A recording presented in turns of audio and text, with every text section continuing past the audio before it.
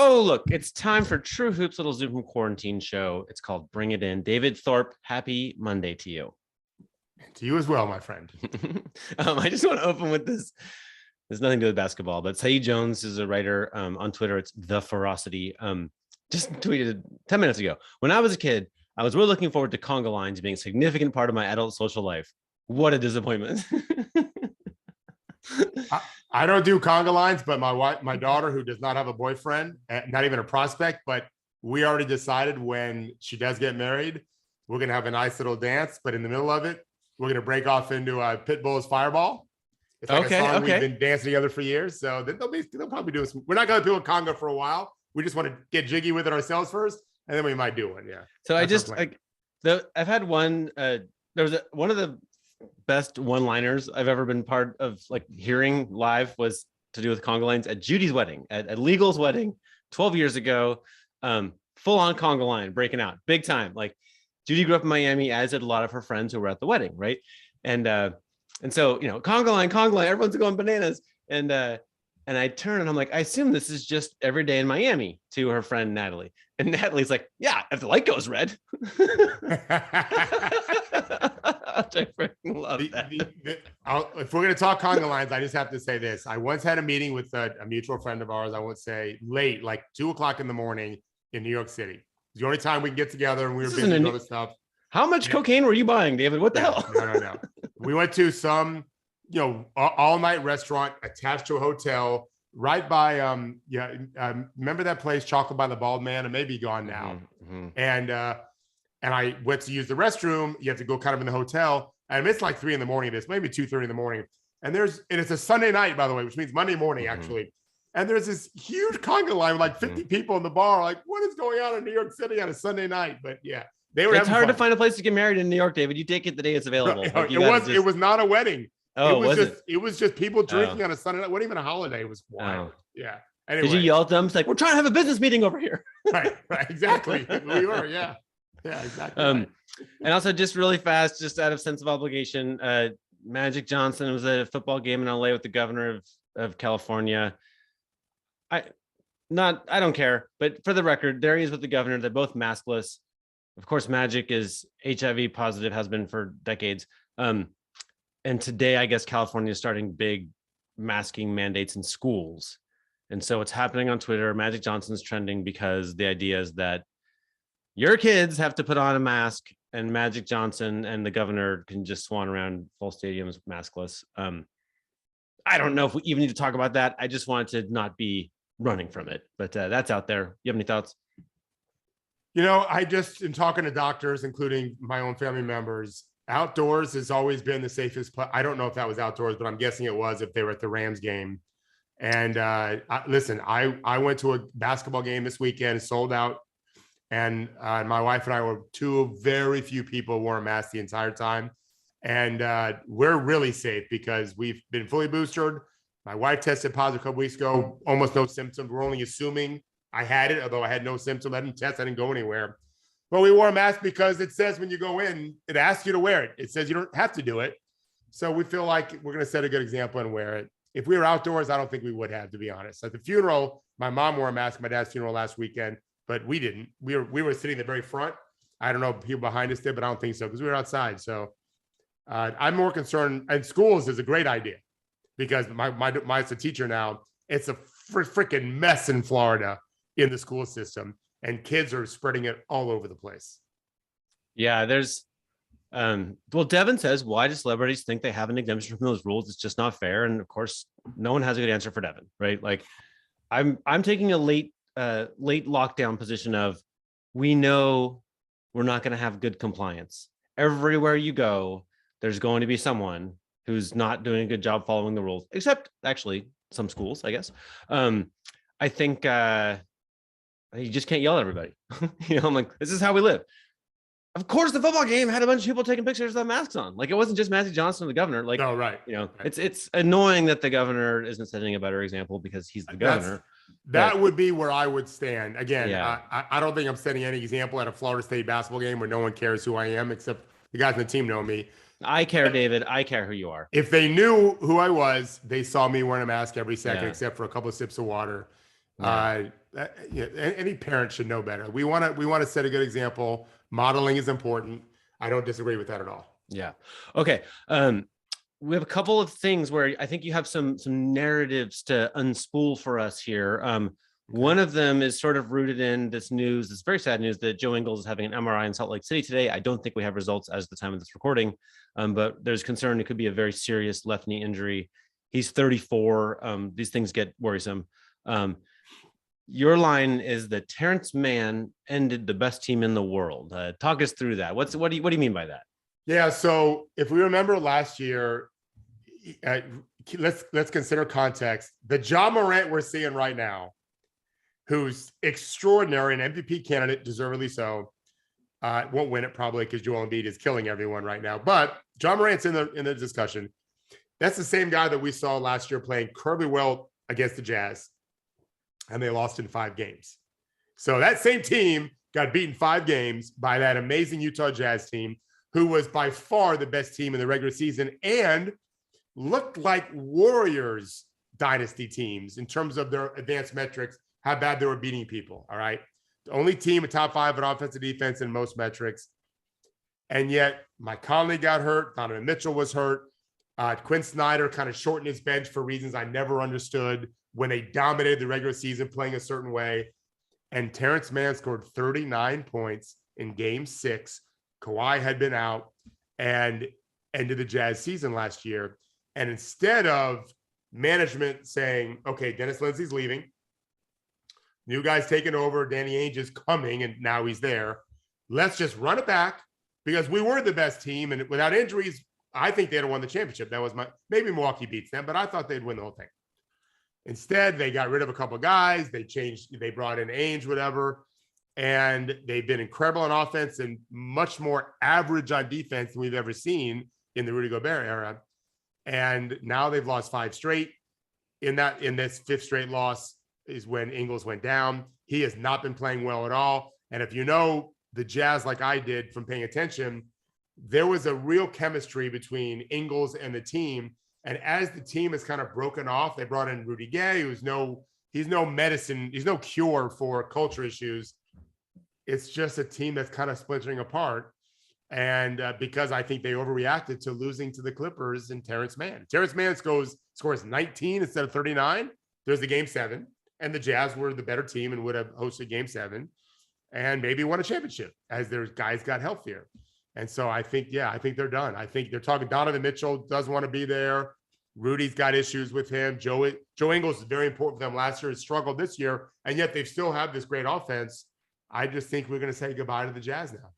Then what happens? They have to wait. They have to consider making some trades sooner rather than later, I would guess, if you're going to get top value. Well, they will, but who it won't be so easy to trade guys. And Joe Ingles was such an important part when they were really good last year. His second unit was amazing. We've talked about it before, what they did. But if it's true that Donovan doesn't want to stay, we get it. We understand why. That's a big issue. Well, he'll command a hell of a player. If you want to do a Jaylen Brown, like that works. Like we've talked about Ben Simmons, Jaylen Brown, maybe not. Jaylen Brown may be better. Well, Donovan Mitchell is better. So there might be some traction there. But that's still, Jaylen Brown's good. He's not Donovan Mitchell. As a postseason player, Donovan's unbelievable. They're not going to trade Rudy, I don't think. And Rudy hasn't acted like he wants to be traded. But it's just, I don't know. I don't have faith in this management like I did the last one. That's got to be, those words hit hard in Utah. Like I'm just saying, they were the team to watch for a 3-4 year stretch. And it might be done in a year. And it doesn't they were definitely good enough to win a championship last year. Like that, when you're top 5, both offense and defense, like usually no one is, right? If you are, you're among the very favorites, if not the favorite. But there's just no one says that in a 1 out of 30 event, like it will actually happen, right? What you earn with being so good is, a dice that rolls a number that works for you 40% of the time. They were probably just as good as the Bucks last year, but they didn't get the right role because they got Terrence Mann. Yeah, right. They got Terrence Mann. The way I put it, how I describe NBA defense should be all about making guys hit on 16. Yeah. Kind of how you win a championship too. Everyone's on 16. The house is showing a 10 card, and you got to get lucky and get a 5. It's hard to do that. Yeah. Wow. Okay. Not long before the show today, you sent me a TED Talk. I did. About mindset. I didn't expect you would talk about that. It was actually kind of amazing. I loved it. But it has a lot to do with Steph Curry's shot. Talk me through what you've been thinking about mindset today because of Steph Curry. Why? Tell me through that. Well, I got that link from a former player of mine that I trained when he was a college kid at MIT. And he sent it to me. He's a TrueHoop subscriber, Dr. Bradley Gampel. And he said, it reminded me, coach, a lot of things you used to talk to me about. And so it fits in perfectly with the Curry thing. Curry, I think, is 45 of 135 his last 13 games from 3. Right. So what does that miss? Did we lose Henry? Uh-oh. We lost me?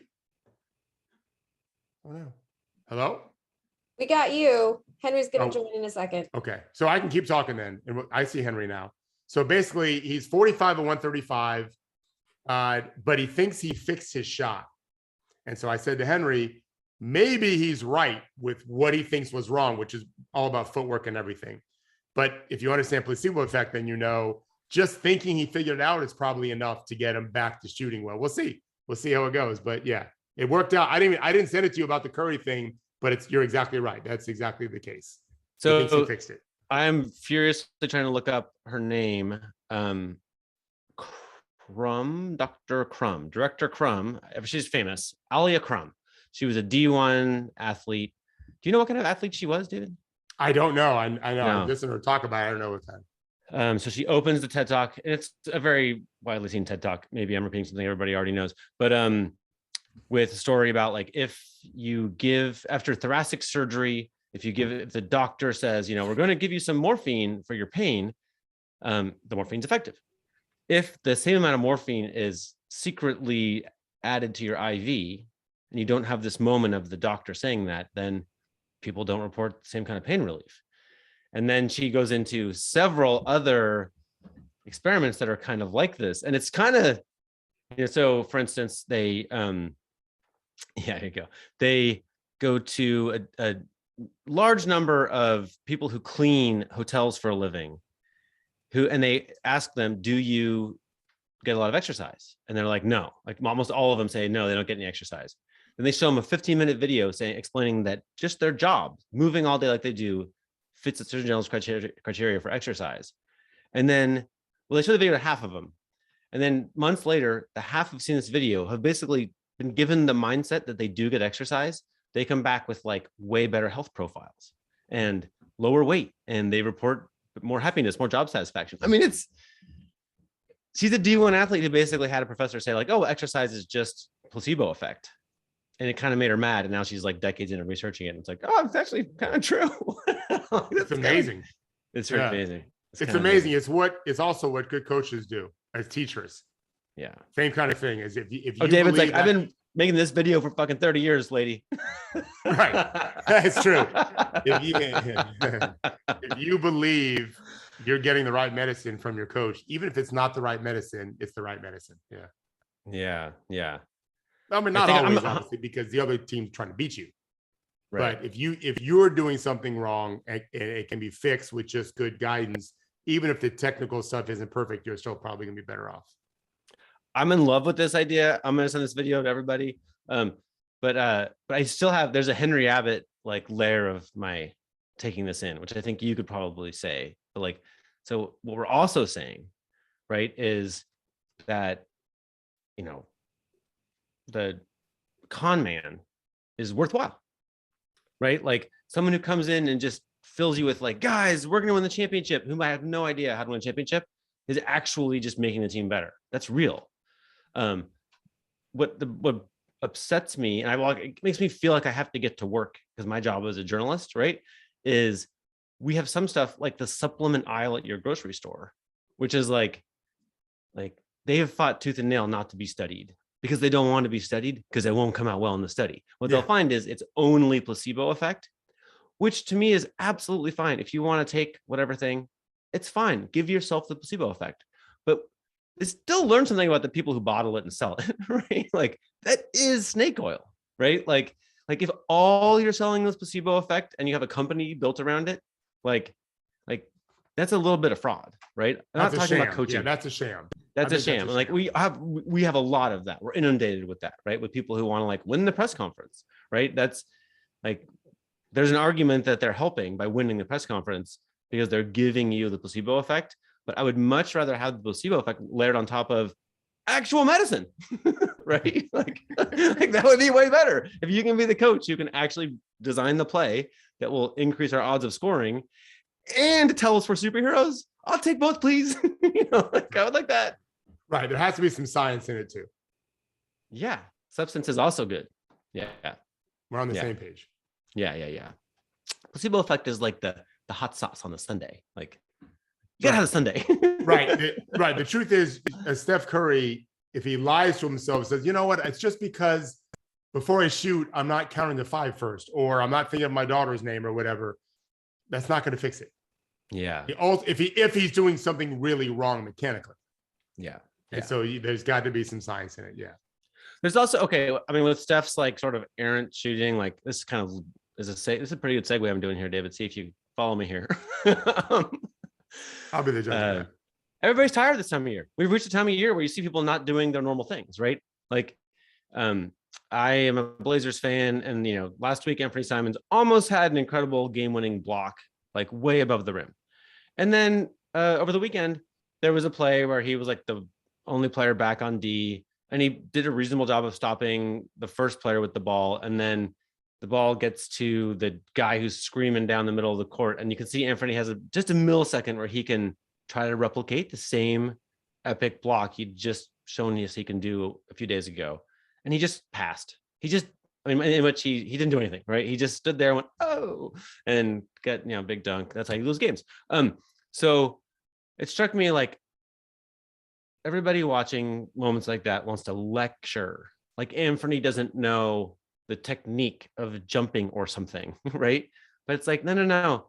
He doesn't need that. He just needs 5 days off, right? Or a schedule that hasn't had him so in need of rest all the time now. And my little story about this is I did a college semester abroad, and we hiked at incredible altitudes in the Himalayas 3 days straight, and we're like 17,500 feet. And that, having hiked from 10,000 feet, I'm here to tell you this kind of mountain climbing plays in your brain. People die at that altitude. Like it can be very trying. And you have to stay hydrated is one of the things. There was a moment when I was like alone, everyone's kind of sprawled out along the trail, and I dropped my water bottle, and it's like life-saving to have that water bottle. But I was so tired, so fatigued that just for 10 seconds, I stood there being like, pick up that damn water bottle. It's just too much work, like it's just no part of me needed a lecture. I understand the power of water. I just was tired. Right. I feel like watching the NBA now, seeing Steph miss again, seeing Anthony Simons not jump. There's 50 examples per game at this time of year. I'm like, no, they know what they're doing. They're just a little overworked. I can see it. Like I can see these guys are tired. They're mentally sluggish. They're doing things making you think, what are you doing? Normally that's an exhausted player. When they just do something you can't imagine ever seeing them do. What are some examples?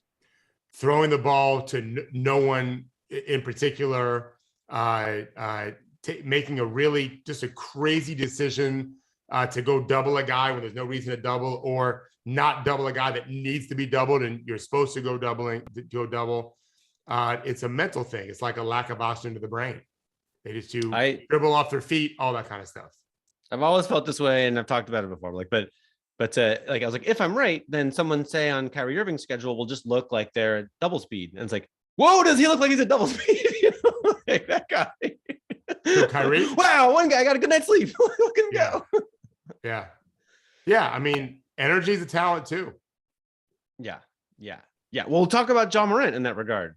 We were just talking about this on the phone. I feel like you have lots of thoughts. He's a joke. He's the quickest guy in the league, super skilled with the ball, super brave, and also has a super hot motor. it's different if you're not those things, but have a super hot motor. That's great. Yeah. But when you are those things and you have that kind of motor, and then I told you this morning, I always felt like Iverson had a little bit of he wanted to kill you, which is a good thing in sports, but he had a negative energy to him a lot. I thought. I didn't watch it that closely, to be honest, and I told you that too. I was busy trying to build my career and my marriage when he was really playing great. But I watched him more in college, actually. But Ja seems to have a positive energy to him more often. And he still wants to kill you like Iverson did. And he just plays so hard, tries so hard. He's breathtaking. He's that guy. He really is that guy. And Memphis is very lucky to have him, man. Yeah, I felt I watched a ton of Iverson. Honestly, I felt like he was an artist. Like he literally was an artist with like drawing and painting and stuff, right? He was a guy who like created beautiful things. And that's how his game, to me, he's this little guy who was like if you would stop fouling me, and if you would call fouls once in a while, and if you guys could get me the ball in the right place, like I have a painting, I've got a thing for you. I felt like he was just, if he was upset, he was bothered because he wanted to have a gallery opening. He wanted to show you the stuff he'd made. Like he thought of a really cool way to attack that defender, right? And he had these little beautiful things, and he was just kind of like, could you just like, the gallery got flooded again? Like you idiots! Like I'm trying to put up paintings here. It's a good way to look at it. I can't argue with that. Yeah. I mean, he had a heart of a lion. I mean, he played so hard. He was okay with 1-on-5. Like if that's what it's got to be, okay, I'll play 1-on-5. I'm good. I'm fine. I think he absolutely believed it was the most useful thing he could do. Right? Like I don't think he felt like he was being selfish. I thought he was like, okay, everybody, get on my back. I'll save you. Like which is now we know. Oftentimes he did. They almost made it to a finals. It's pretty good. Yeah. Okay. Now I was watching Trae Young navigate his way to, it felt like 150 successful lob passes against the Lakers. And then I was noticing, the team with Anthony Davis like seemed to almost never be able to create the situation for him to catch a lob, even though he was like the biggest, longest guy on the court most of the time. And then we talked about some other players, and Ja, who also throws a lot of lobs. And you said some very interesting things about defending and team defense and defending on the ground being different than the air. Maybe you could talk us through what I learned from you about this. Well, so if you think about the average NBA center, give or take average, you can throw them the ball from maybe 2 feet, if where you bounce pass or a chest pass, maybe 2 feet, which is where their knees are, up until maybe 11 and a half feet where they can jump to. The lob, so the guys that can go get it to 12, 13 feet or with 12 and a half feet, that's a significant percentage increased of the window to throw them the ball to make a play at the rim. The guys that can't even do that, like Draymond Green is a 5, can't jump to 12 feet. I'm not sure he can dunk the ball at 11 feet. Okay. It's just a smaller window that you can throw the ball to. So the guys that have those kind of lob threats that up high, they just have a better chance of making a play at the rim, and the defense knows it. So They know if I commit to the passer, he's got that much more of a window to throw a lob successfully for a dunk. And if I stay home on the pass, well, now the guard has to finish. So it's just harder to guard. And can you explain the thing about like when your teammate has the springy loaded legs? Yeah. So you can't throw a lob to a guy who's standing straight-legged, or because he can't jump, or fighting Steven Adams, for a position. He can't suddenly explode. All of his energy is going this way towards Adams, not ready to spring up. The athlete who's free to just spring is the guy that's ready to get the lob dunk. And if he's an athlete like Clint Capella, he can go jump to 12 feet. This is one reason why I thought Wiseman could be really good, even if he didn't pick up anything else. If he could play defense and rebound, question marks both. He's barely played in 2 years now. He can jump to 12 and a half, 13 feet. And with the Splash Brothers and Draymond as a passer and the Cuisinart, and they have to deal with that also. Like you have to sit on his hips to keep him from jumping. So remember, we always talk about spacing the floor vertically from three, but you start off with being able to dunk it at the rim. That's how you space it both ways. So think of it this way. If only people stayed behind three and just shot threes, that's not spacing the floor, because you could just press up on all of them and guard it all. No, the spacing comes from both. You got to stretch that rubber band down. That's what the dunk spot guy does. And if you can jump to 12, 13 feet, you're really stretching that defense, because you have to sit on his knees to prevent him from jumping up to that level. And that means you're not helping up the floor on the floaters, the mid-range game, and of course the three. So it works both ways. It does feel like, there was Trae Young as a college celebrity athlete was basically he shoots from a million miles away, right? Like, I mean, he did a lot of other stuff too, but that's what got him famous, right? And so, okay, so the defense adjusts to that, and now he can shoot mid-range jumpers, right?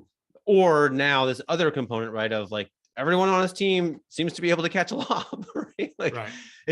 It does feel like, oh, somewhere in there is this like perfect weapon, this perfect offensive weapon of, surrounding Trae Young with athletes was a very good idea, because now he was unguardable before, and now he's far less unguardable.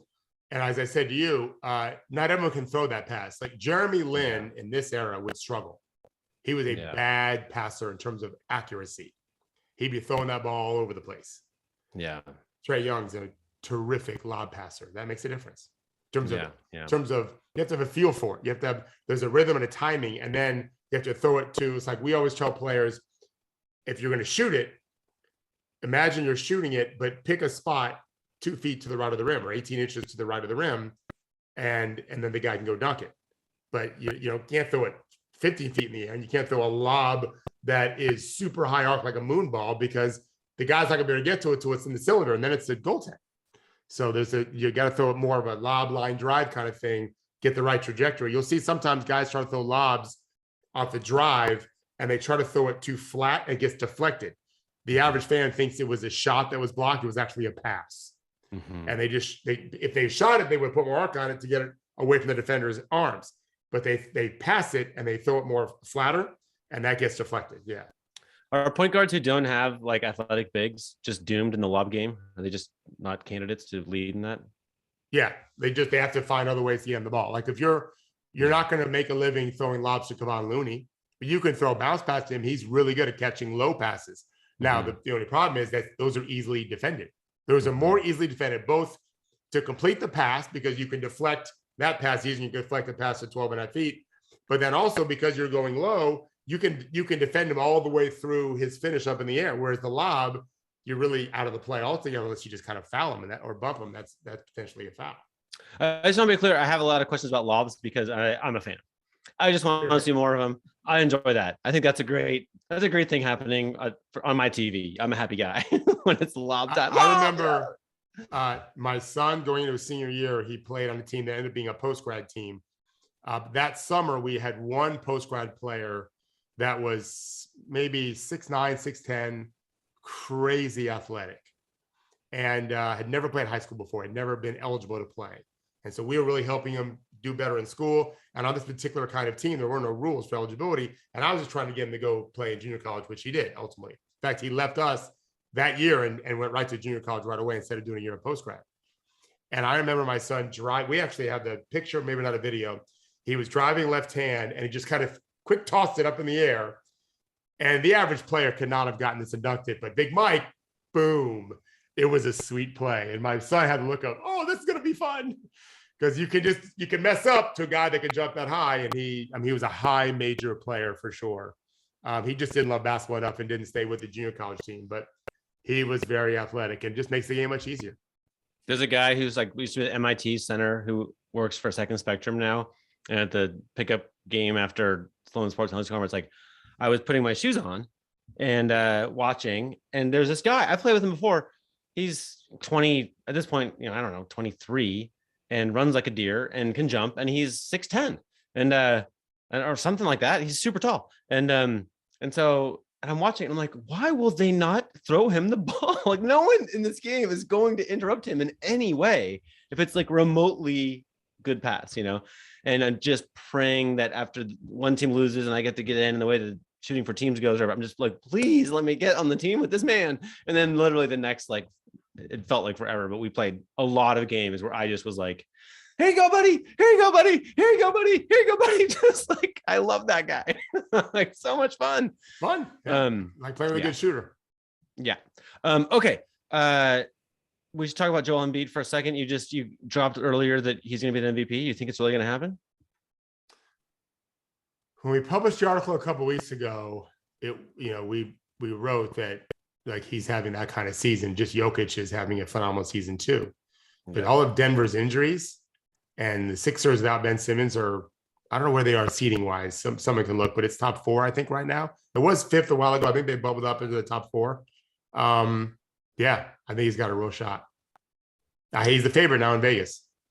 Yeah, that's interesting. It's a weird year, right? They would just have loved to give it to Kevin Durant, I think, right? It just would have made all the sense. He quote earned it.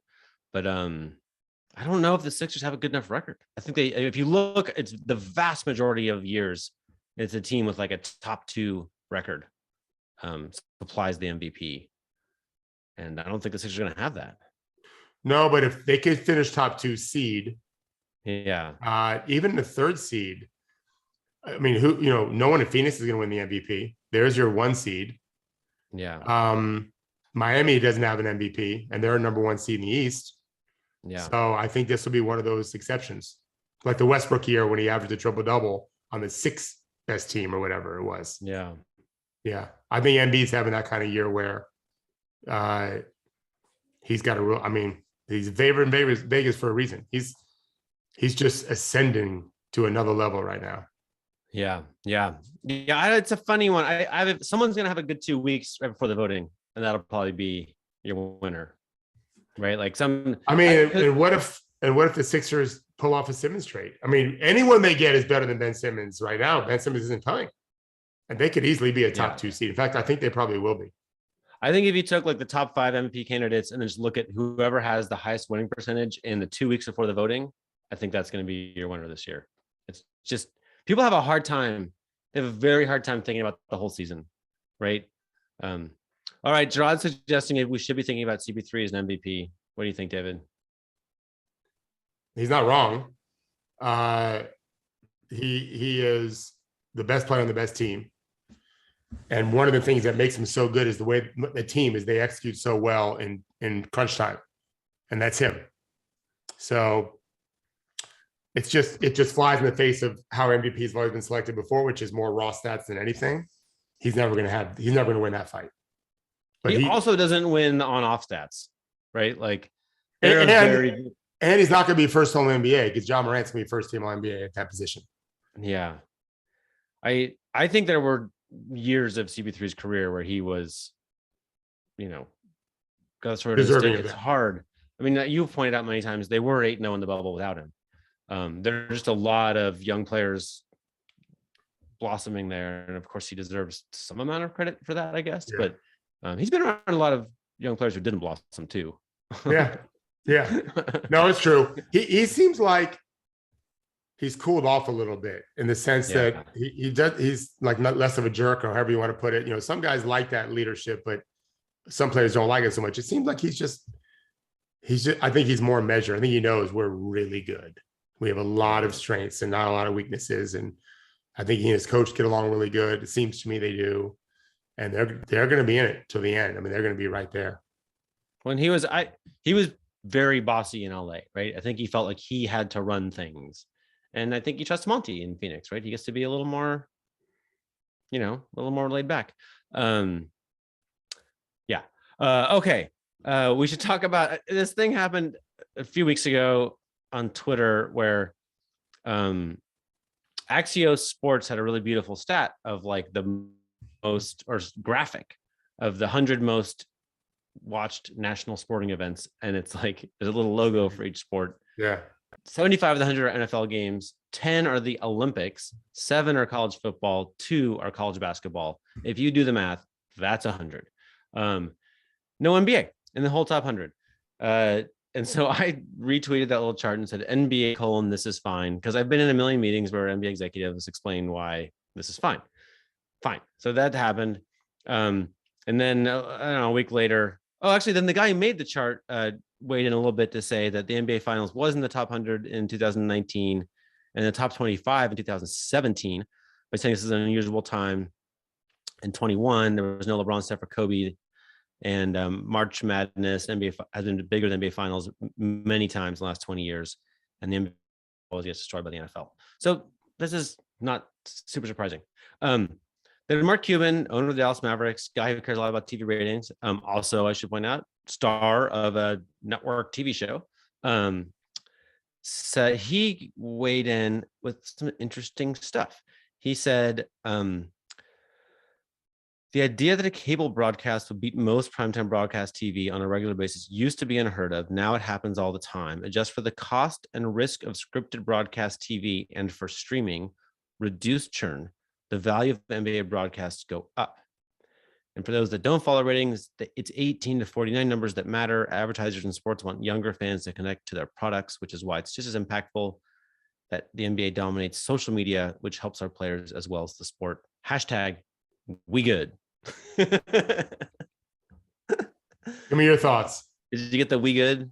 Yeah. First of all, just like if you can look at the screen, dude, you just scroll down. Sorry, just where look at there. He happened to screenshot a bunch of ratings, but it happens to be that he included, rather than the second chart, which shows a bunch of NBA doing well, the first chart shows Shark Tank as #1 show in all of TV that day, Friday, January 7th. I'm like he could have cropped that out, but that's his show.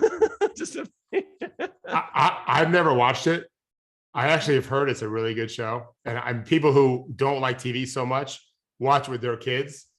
I've never seen it, but the people I've talked to who love it, just because they like the way it makes their kids think about stuff, they're not saps for Mark Cuban, and they like it. So it's #1 for a reason, I guess.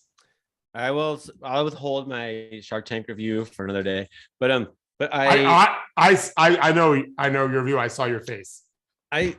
It's fine. It's just no, okay, I'll do it now. It's like performative theater for the idea that there are like absolute gurus from the sky and they're put in their position by having lots of money, right? Yeah. Like Mark Cuban had a blog called Blog Maverick, and he went off on every business topic, and his point, his theme, he must have hit it 10, 20, 30 times, was that Google made the biggest mistake of their lives by purchasing this dumb thing, YouTube. And he had math galore about why it was never going to work. And because YouTube was the better version of Mark's company, broadcast.com, which failed, right? So like, but here's this genius who can tell from the beginning of an idea if it's a good idea or not. And he was so wrong. Like YouTube was the best acquisition of all time, right? And now he's going to sit here and tell every startup owner, like, that's a good idea. That's not a good idea. Like, it's just like, he doesn't know. He's gotten in all kinds of trouble. Like he's made tons of bad investments. He's got in trouble with SEC. Just the idea that like there's a wizard of these things and he's it is like whatever. Like he loves that idea. Some people are just fine with it. I'm like, he just hasn't earned my respect in that way, right? Like he's a great guy. A lot of stuff I'm sure, but like his company's terribly run. They had a giant sexual harassment scandal, terrible workplace. Like just can we dial it back with the throne that you rule from? You know what I mean? Like, can you just be a regular guy? That's a big swing and a miss. The YouTube thing. Yeah. I have a brother. I've talked before, we went to the World University Games practices with Iverson, Ray Allen, and Austin Crocier, a bunch of guys, Charles O'Bannon, and Tim Duncan. My brother Rick said he doesn't think Duncan's ever going to make it in the NBA. So even my brother Rick has coached a lot of really good teams. He has a state championship ring as an assistant coach. He's helped a lot of kids play Division I basketball with the AAU team that he funds himself. He never took a dime of money from anyone. He's not going to live down that Tim Duncan's not going to make it one. Like I don't bring it up, but it's there and he knows it's there. If he ever really wants to challenge me as an authority on basketball, which as the youngest brother, I'm sure he would love to do, he knows I'm going to come back with Rick. You didn't think Tim Duncan was going to make it in the NBA. So there's no comeback from that. So that's like saying YouTube's not a good acquisition. There's a lot of like Dogecoin, like hyping in Mark Cuban's Twitter feed. You know what I mean? Like, it's like, okay, buddy. Like, there's somebody on this block, I'm sure, who knows investment advice better than he does. You know what I mean? Like that person doesn't have a TV show because that person's not a billionaire. All right. My only thing I would just say is to that chart of the 100 most viewed things. There are so many ways for the NBA to make money. And, gambling, social media, different endorsements. I'm not saying the NBA is doomed because of that chart, but I'm saying that as we don't know what the future of media is going to look like, people pay like they did for their cable bill, and then that money goes to ESPN Turner, and that money goes to LeBron, right? Or are we going to show them ads and deep-pocketed companies will pay the bills, right? Like with this chart, we're hammering home that everything's changing in all of media, but the NBA is not super popular. It's not something that large numbers of Americans make a habit out of doing. It's on ABC 19 times in the regular season, the whole NBA finals, some other games in the playoffs. None of those made it either. And that's where I think you should worry a little if you're the league. I wouldn't hashtag we good that one, because like that's ABC Sunday afternoon. And if I'm looking to sell my new, like, let's say Tesla has a new competitor and has infinite budget for marketing, you have to pick carefully where you're going to spend it. Like you can't reach a giant number of people by sponsoring that ABC broadcast of an NBA game, which is a giant chunk of money off the table for the NBA, right? They got all this stuff they can do, but like the NFL can have that money. The Olympics can have that money.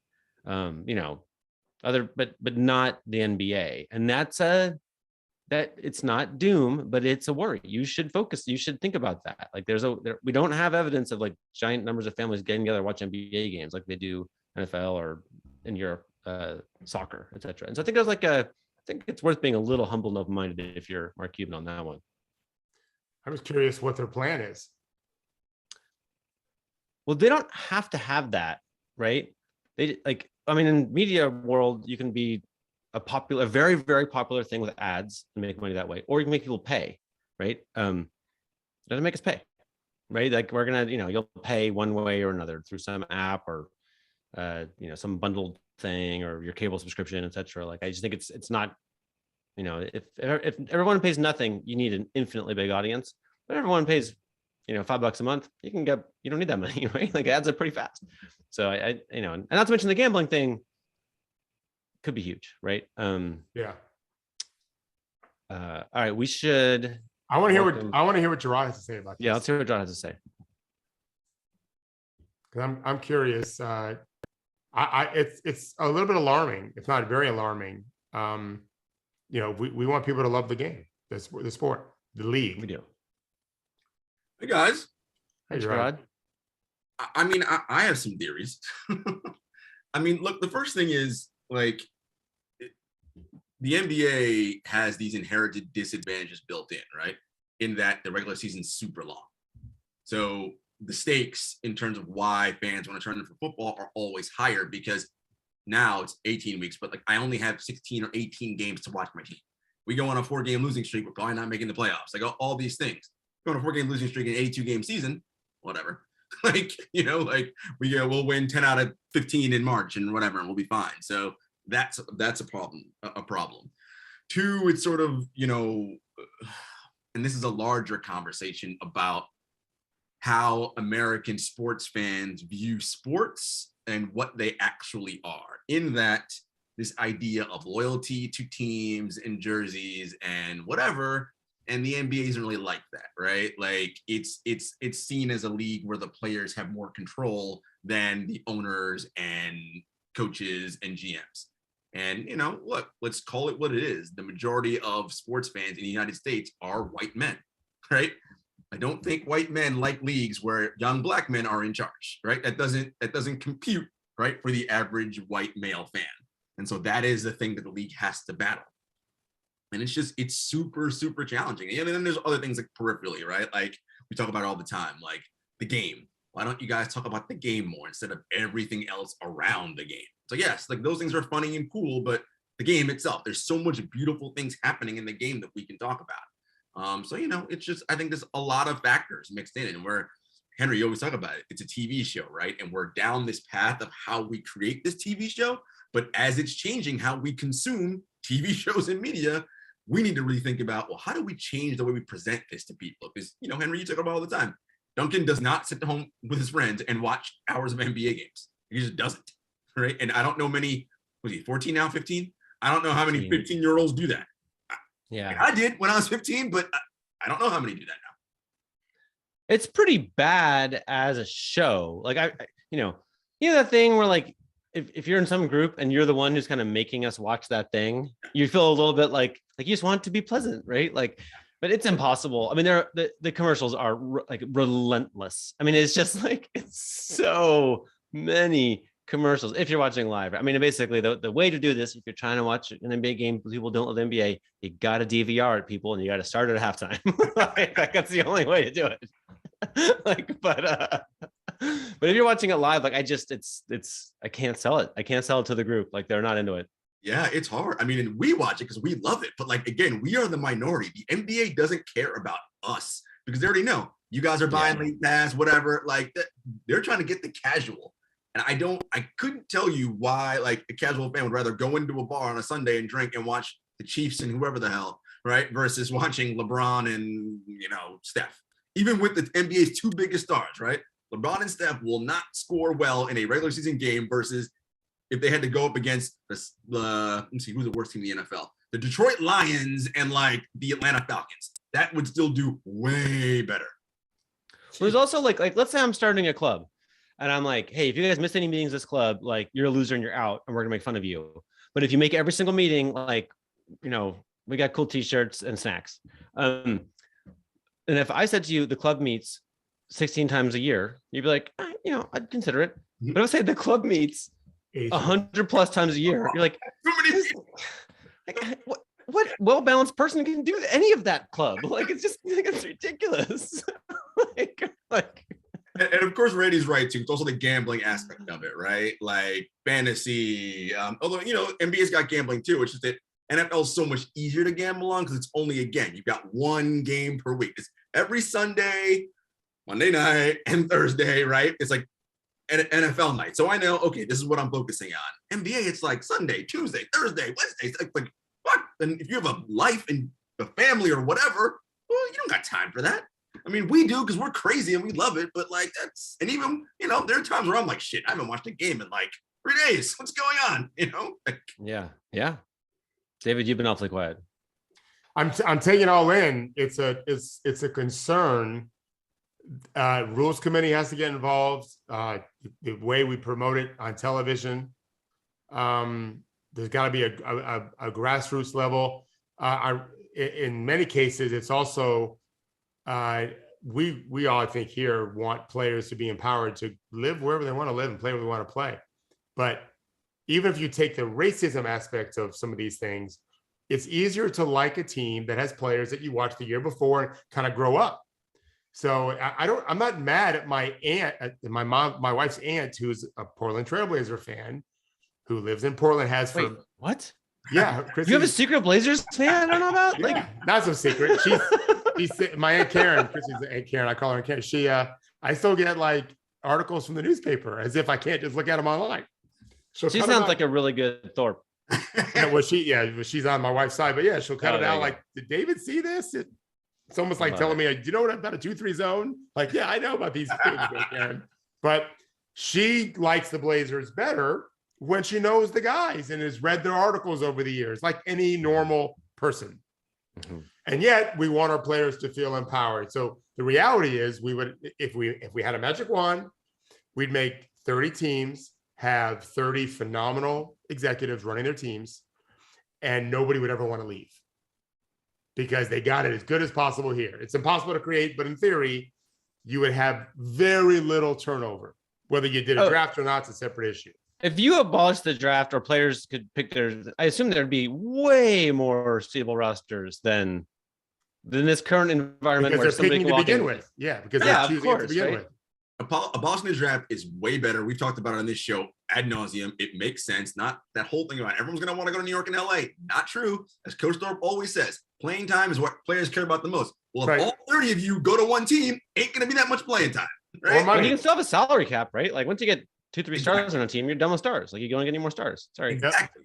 And the other piece is cut the season down. We have 30 teams. Yeah. If you make it 58 games where you only play each team home and away, guess what? All of a sudden that matters. It's like, shit, we only got 2 games. I may never see them again until whenever. You're making the stakes more. And not only that, if you only do 2 times a week or 2 games against each team, and you still stretch it out over the normal time, let's say Halloween to when it ends now, you're going to play at most twice a week, which means guess what? Less injuries, which means guess what? Better play. Yeah. And you can figure out the money. You can do it. You can figure it out. Not that hard. No, Kevin Arnovitz, honestly, Kevin Arnovitz it's on YouTube. His MIT Sloan talk on this, I think, is like the best thinking that has ever been in public. Where just, basically like our entertainment now is kind of a Game of Thrones model where they cut their season down to 6 or 7 episodes, but you have to make it just unbelievable, right? Like, I think, when you have LeBron, you might want to explore making it unbelievable TV, right? Like, I agree. Yeah. What are we talking about right now? How good the NBA is and how much good young talent we have. But the casual person doesn't know who the hell Trae Young is, right? Like, but you will know if we all of a sudden only have 2 times, right? Oh man, he's only playing the Knicks twice? Shit. Like, this is a big deal. Home and away. Well, and maybe and perhaps the most incredible thing, the thing that, would make a young generation love this would be like, you get to feel what it's like to be running on the break in your VR goggles and Ja Morant's over there, right? Yeah. But when they're capturing that video, do you want to capture tired Ja? Nope. Do you want to capture a guy who's at 84% of what he could do on a good day? It's like, I think we're going to want to throw out there like the best athletes in the world when they're actually being the best athletes in the world. Makes too much sense, Henry. This is just too smart. Moving on. We're just so that we got this solved. Next problem: global warming. Let's go. Well, Henry, speaking of how few players the average fan knows, there's a really good player in San Antonio that no one is talking about. He's so good. One guy knows him. Yeah, of course, John knows him. DeJounte Murray is having a fucking hell of a year. So good. Devin had mentioned him in our comments. He's he's next in line on our script, Devin. Well timed. He's almost averaging a triple double like Westbrook did. I think he's at 9. He's almost at 20, like 19.4 and 9 and 8. Yeah. And we posited, I don't know if I wrote an article or we just did it on our podcast, but that was one of my favorite 2 or 3 trades was Simmons for Derek White, who's also having a phenomenal season, and DeJounte Murray. And neither may be as good as Ben individually, but collectively they solved some problems. Right. This was before the season I wrote this.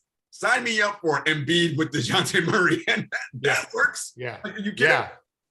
Yeah. I don't think they want to do it. Otherwise, maybe they would have already done it. But I mean, on this first side, but DeJounte Murray is really, he's a great example of just player getting better. He had a terrible knee injury, I think, his second year that really set him back, but he's coming. He's really a fun player to watch too. It's not just a stodgy veteran like Jalen Brunson who just knows how to play like a mechanic. This guy is athletic and long and quick as hell and really guards and become a great offensive player too. I think he's top 10% of the league in EPM. I think he's 90th percentile in EPM. And Derek White's higher than that. Yeah, I'm in. they just have nothing but young players after that. So who wouldn't go for that trade? I think Daryl initially wanted, someone all NBA worthy, and DeJounte isn't at that level. Now, though, I feel like he should. So now to San Antonio say no. Does Daryl just want James Harden? And is he just like he wanted to go to Paris on vacation so he can enjoy like the tropics or something? Like, you know what I mean? It's just like, is it just nothing's going to measure up? Is that the deal? Is that where we are? It's going to be a big deal. It's going to be a big deal because Joel Embiid is going to be the MVP. He's got a real shot. And this is not the year to not have your second best player. Mm-hmm. Also, we don't know how many more Embiid seasons like this we're getting. Right. But like, if you're Greg Popovich, why would you prefer Ben Simmons over DeJounte Murray and Derek White? I don't think I would. Like, I don't know that I would.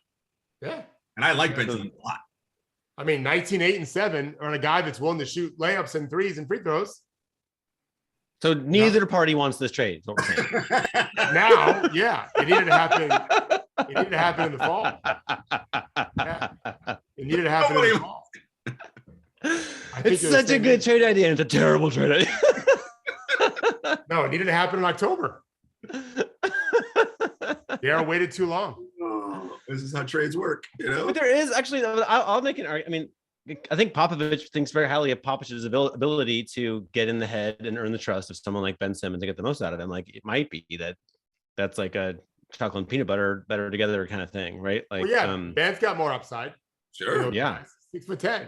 He's DeJounte Murray at 6'10". Yes, which But he size? doesn't, Size have still that matters.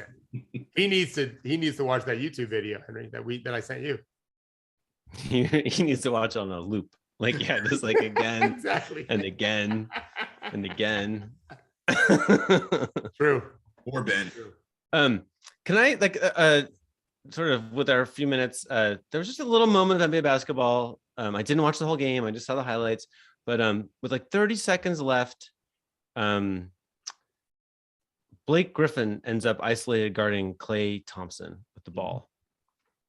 And you can Steph gave it to him because he's kind of like, oh, he's about and like nothing. Klay got nothing going, and eventually Andrew Wiggins missed a three. But I was like, wait, was that a screw up? Did Blake do a good job? Did Klay just not feel whatever? I don't know. What did you guys see in that play? If you saw that play, On occasion, that happens in the NBA, right? Like certain guys, just like you have a moment, and you're like, ooh, someone should have this advantage here, and it's late in the game, so tired. Sometimes the defender makes a good play, right? Blake moved his feet, like knew where the move was coming from. I just thought, on Blake's end, it was just solid play on that end. The defenses rotated well on that play, and it resulted in an Andrew Wiggins miss, right? Like that's what I saw it from it. But if you do it 10 out of 10 times, Klay probably wins that more often than not. But that was the one time he didn't. Well, Klay isn't amazing one-on-one player. This is kind of a new thing he's doing this year with Kevin Durant. He wasn't doing this. Yeah. When in our gym in the off season, we train attack, reset, re-attack. So if you feel you have a king, we call it king versus queen. So you're the king matchup here, and you're the dominant player in this ISO, this one time. We work on attacking. The defender guards you well. He guessed right. He slid deeply, whatever. Don't pick up your dribble and don't get off the ball. If you think you have that kind of matchup and the clock is in your favor, meaning there's lots of time on the shot, dribble back out and re-attack. Make him guard you well twice. That, in my experience, when you've got that matchup that's correct, is not going to go well for the defender the second time. In other words, the defender hopes, man, if I just defend him this one time for a second and a half, he'll get off the ball. Woo, I win. But if he resets, fuck. It's like the team that goes for fourth down with inches to go. The defense is hoping, please just punt. Don't make us defend fourth and inches, please. From the 40-yard line, please punt.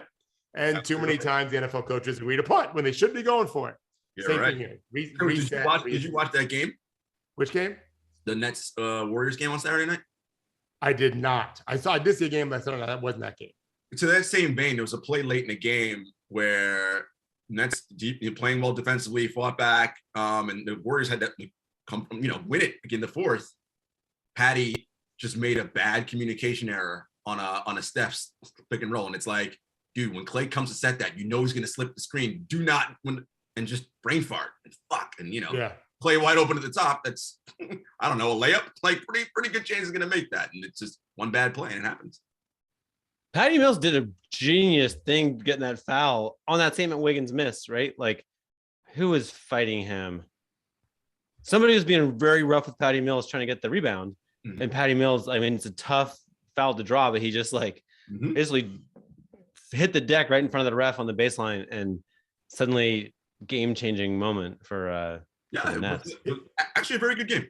He was really good acquisition for them, wasn't he, Jerron? I mean, if they didn't have Patty Mills, they might be in the lottery. Yeah. I don't mean that hyperbolically. Like super important acquisition that no one talks about. They didn't think he was going to be that important when they got him, but now they're like, oh, thank God we did that. Yeah, that's what I thought too. All right, David, we have a minute left. Can you give us the watching guide to Steven Adams? We're going to talk about it more later, but what should we watch when we watch Steven Adams play? Yeah, just watch. He's the iceberg. Most of the iceberg that you see is actually the much bigger part is underwater. Steven Adams, just the king of holding you down. He's got the Muhammad Ali putting his hand behind your neck, except for him, it's his neck, it's his arm, his hand on your shoulder, on your arm, the little slight nudge where you can't really see it. He's just a genius. He's like a body man. He is working the body, and he is so huge and strong. They lead the league in offensive rebounds, in part because if you don't get two guys in him, he's going to get it. Or if you switch, your guards are fucked against him. Or two guys on him, someone else is open. He's relentless. He's really been such a plus for them. He's not the Valanciunas player on offense, but he does all the other stuff so well. And Ja has the ball more now because they're not posting up Jonas. They're not posting up Steven Adams, but his work underneath the paint, in the paint, just holding the people, pushing people he gets away with a lot of fouls, put it that way, but he's a genius at it. A genius. And the strongest player in the NBA, strongest center in the NBA. I mean, probably maybe not for moving weight, but moving bodies. I'd pick him number one. Yeah. Top 5 for sure. If that, at least. Yeah. All right, you guys will be back on Friday. Thank you, everybody. Thank you, Judy. Thank you, David. Thank you, Gerard. Be safe.